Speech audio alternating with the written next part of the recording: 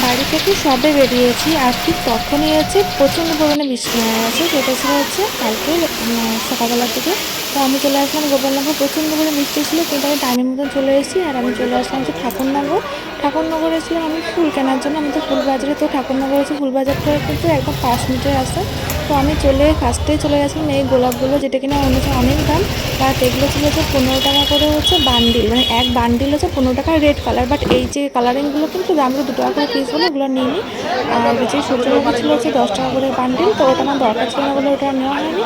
আর হচ্ছে বাজারে খুব একটা লোক ছিল না, যেহেতু কোনো অবধি ছিল। আর এই যে রজনীগন্ধা কত নিতে পারে আন্দাজ করে তো, কারণ আমি অন্য সময় নিয়ে কিন্তু 60 টাকা কি 80 টাকা করে কিলো, আর এখানে যে 10 টাকা করে কিলো। তোমাদের ওখানে কারাকুবা আপনাদের ওখানে কত করে বিক্রি হয় অবশ্যই কমেন্টের মাধ্যমে জানাবেন।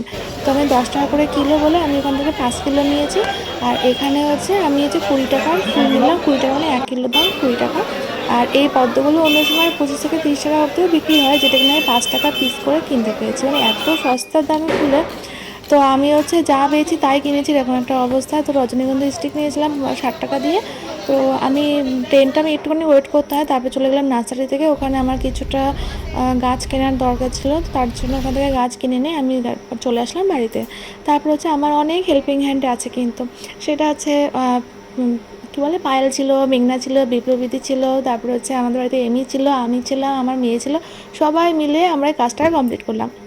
তো কাজটা কেমন লেগেছে অবশ্যই কমেন্টের মধ্যে যাবেন। এইগুলো আর কি, আর অনেক ফুল আছে, সেটা পরবর্তীতে আমি ব্লগের মাধ্যমে জানাবো আপনাকে বা দেখাবো। তো লাস্ট অবধি দেখতে থাকবেন আর অবশ্যই কমেন্টের মাধ্যমে জানাবেন যে আমার এই ডেকোরেশনটা কেমন হয়েছে।